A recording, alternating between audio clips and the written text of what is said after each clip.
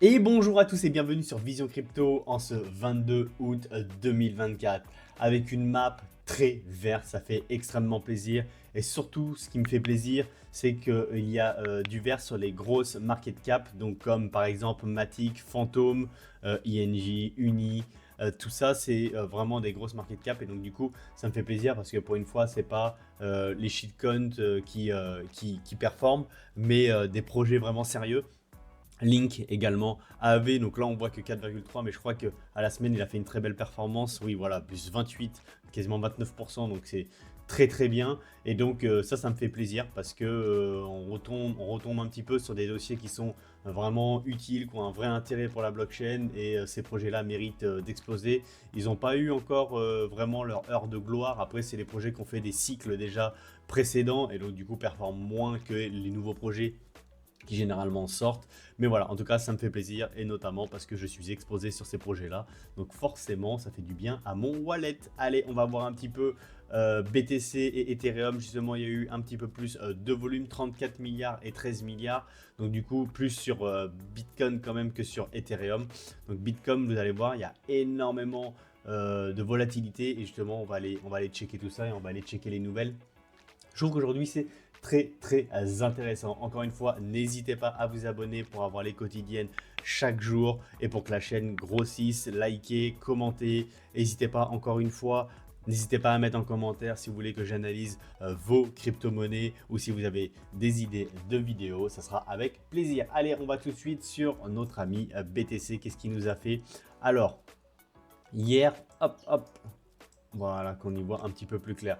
Donc hier, on avait réintégré ici. Ce que je vous avais dit hier, c'est qu'on allait combler l'imbalance ici. Et on a fait plus que la combler. Puisque on a, alors hier, on voit hein, les mouvements qu'il y a eu ici. Et pour être honnête avec vous, hier, j'ai tenté un petit trade donc, en scalping, c'est-à-dire vraiment des choses très rapides. Et pour vous dire, hop, alors je l'ai perdu, hein, mon trade, hein. Je suis rentré vers là. Ouais, voilà mon trade, comment il était. C'était 60 200. De toute façon, c'est pas compliqué, il était là. Parfait. Et ici, je l'avais fait très serré. Je l'avais fait juste en dessous, quelque chose comme ça. Voilà, j'avais fait un trade comme ça. Excusez-moi pour le temps, mais j'avais fait un trade comme ça. Et bah, qu'est-ce qui s'est passé? Donc j'étais rentré vers là. Et qu'est-ce qui s'est passé? Donc j'ai eu cette montée ici et je me suis fait sortir ici avec cette petite mèche là. Regardez-moi cette mèche, comment elle a été chercher justement toutes les liquidités. Donc je me suis fait sortir ici pour après, boum, on a eu ici et on avait atteint mon take profit. Voilà. Donc en une mèche, je me fais sortir la mèche suivante, je prends. Normalement, j'étais gagnant. Donc parfois, vous voyez, il faut faire attention avec les trades très serrés parce que bah, les petites mèches comme ça fait, c'est des mèches de balayage, ça sort un petit peu tout le monde et après on va faire ce qui était prévu. Donc j'aurais bien voulu mettre au fait mon stop loss en dessous de cette structure à la base, mais ça respectait pas mon RR. Vous voyez ici, j'avais un RR de 1,45 alors que je fais minimum 1 pour 2. Donc c'est juste pour ça. Et oui, je sais, si effectivement j'avais bien mis en dessous, mon trade aurait été gagnant, mais je ne respectais pas ma stratégie et je tiens à respecter ma stratégie. Voilà, donc du coup, ben, c'est pas grave, j'ai perdu et ben, le prochain trade sera peut-être gagnant. Voilà, mais en tout cas, il faut tout le temps suivre sa stratégie. C'est pas grave. Voilà, mais je tenais à être honnête. Voilà, j'ai essayé de jouer un petit peu la volatilité qu'on avait hier. Et sachant qu'il y avait de très très fortes chances d'aller combler cette imbalance, j'ai voulu le jouer. Et bon, bah, je l'ai perdu à cause de cette petite mèche. Ce n'est pas grave. Allez, on repart donc du coup pour l'analyse. Donc du coup, on a fait pas mal justement de manipulations hier. Après, on a été breaker la résistance qu'on a ici. On a été chercher les nouveaux sommets. Hop, alors on va faire deux choses. Premièrement, on va supprimer tout ce que j'avais fait hier ici. Donc hier, il y avait les possibilités, soit on tapait ici pour repartir, soit on breakait. Là, on a plutôt breaké. On va aller... Je nettoie un petit peu, hein, excusez-moi. Voilà, parce que comme je veux redessiner. Voilà, donc du coup, qu'est-ce qu'on a fait? On a breaké ici, on a été chercher toutes les liquidités qui étaient ici. On a pour le moment réintégré, mais on se sert de la résistance comme support maintenant. Donc c'est totalement possible d'avoir une petite accélération, c'est-à-dire, hop, aller ici dans la RLZ short. Je vous rappelle qu'on n'y a pas été encore ici, RLZ short, et donc il y a de fortes probabilités d'y aller quand même. Et aujourd'hui, ce qui va être extrêmement important et ce que le marché attend de toute façon, c'est les nouvelles ici des inscriptions hebdomadaires au chômage. Donc ça va être très important. Alors par contre, je vois ce matin donc qu'on est à 232 000, pardon, et hier on était à 233. Donc ça c'est les prévisions. Donc hier on était à 233, donc on est descendu à 232. On a intérêt d'être soit, comme je le disais hier, en dessous de 232 maintenant, soit à 232, mais pas plus, parce que sinon le marché risque de mal réagir. Donc n'hésitez pas pour les explications à revoir la quotidienne de hier, parce que je ne vais pas tout réexpliquer pour les personnes qui suivent, sinon ça fait du rabâchage. Donc j'espère qu'on sera en dessous. Le marché attend beaucoup de ça aujourd'hui, et donc si jamais les nouvelles sont bonnes et qu'on est en dessous, il y a de fortes chances qu'on aille chercher ici dans la RSZ short, qu'on monte très rapidement. Si jamais les nouvelles sont mauvaises, il y a de fortes chances qu'on aille un petit peu à la cave et possiblement enfin redescendre ici. C'est totalement possible. Ne tradez pas actuellement. Là, vous voyez, de toute façon, on est dans un grand range. Là, énormément de volatilité. On monte, on descend, on monte, on descend. Voilà, c'est extrêmement compliqué. Et de toute façon, on voit à quel point le marché est indécis. Encore une fois, comme je vous l'ai montré déjà hier, au niveau de la map des liquidations, donc déjà il y a très peu de liquidations, 126 000, c'est pas énorme, et surtout qu'on voit que c'est extrêmement équilibré entre les longues et les shorts. Donc 69 millions pour les longues, 57 millions pour les shorts, donc c'est très équilibré. C'est pas soit les longues qui se font défoncer, soit les shorts qui se font défoncer, non, ce sont les deux. On le voit bien de toute façon, on le voit parfaitement que c'est un coup. Ici, là, c'est les shorts qui se font défoncer. Là, c'est les longues qui se font défoncer. Là, c'est les shorts qui se font défoncer. Là, c'est les longues. Donc voilà, là, c'est véritablement... voilà, on nettoie à chaque fois un petit peu tout le monde. Faites attention également parce que par contre, on a remis quand même pas mal de liquidités en dessous. Ici, vous voyez, il y a quand même de la liquidité à aller chercher. Donc on peut quand même très vite y aller. Même si les nouvelles sont bonnes aujourd'hui au niveau des inscriptions au chômage, on peut totalement aller faire une mèche, hop là, une mèche assez dégueulasse ici, pour aller chercher par exemple toutes les liquidités qui sont ici, pour ensuite repartir vraiment ici. Donc pour aller, donc on va faire un nettoyage vers le bas pour après avoir assez de puissance pour aller vers le haut, et donc ça c'est quelque chose qu'il faut faire attention parce que ça arrive très souvent. Donc on nettoie et après on part dans la bonne direction. Donc ça arrive très souvent, donc faites très attention à vous. Et comme je vous dis, encore une fois, généralement ne tradez pas parce que les professionnels là ne traitent pas tout ça. Donc ne tradez pas parce que vous allez sûrement y perdre des plumes. Vaut mieux attendre de voir comment le marché réagit et puis après prendre éventuellement une décision. Donc voilà. Au niveau des nouvelles, c'est plutôt intéressant. Hop, j'avais quoi ici? Alors justement, la volatilité du Bitcoin augmente au-dessus des niveaux ATH alors que le prix reste en dessous des 62 000. Donc justement, bon, je trouve que la marmite, c'est une très bonne image parce que justement, ça bouillonne. Ça part au nord, ça part au sud, ça part au nord, ça part au sud. Mais on reste dans un range et comme je vous le disais hier, il y a de fortes chances qu'il y ait un gros mouvement à un moment et que ça pète vraiment. Ça sera peut-être aujourd'hui avec les nouvelles, mais comme quoi le marché est en ébullition, ça bouillonne. Donc du coup, moi je trouve que c'est plutôt une bonne chose que ça parte en bas ou en haut. Dans tous les cas, c'est plutôt une bonne chose. Nous, ce qu'on veut, c'est du mouvement. Je préférerais que ça parte en haut, bien entendu, mais après, j'ai toujours cette vision de retomber ici dans cette RSZ longue et après repartir. Moi, c'est toujours le scénario que j'aimerais voir. Après, là, quand même, on n'arrête pas de consolider. Donc, c'est possible aussi qu'on parte au nord. Donc, voilà.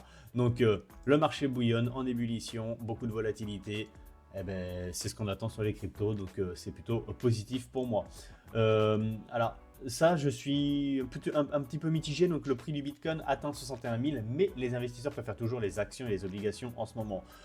Peut-être, ouais. Il y a quand même quelques données qui me font dire que il y a quand même beaucoup d'investissements dans les crypto-monnaies et notamment sur BTC. Premièrement, il y a ici sur les ETF, on voit qu'il y a tout le temps des entrées. Donc là, il y a eu une sortie le 14, mais sinon c'est que des entrées. Donc il y a plus d'entrées que de sorties actuellement sur l'ETF Bitcoin. Hier, encore une fois, on était à 39,5 de plus en termes d'entrée. Donc, il y a quand même des entrées sur les ETF Bitcoin. Donc, il y a quand même de l'exposition.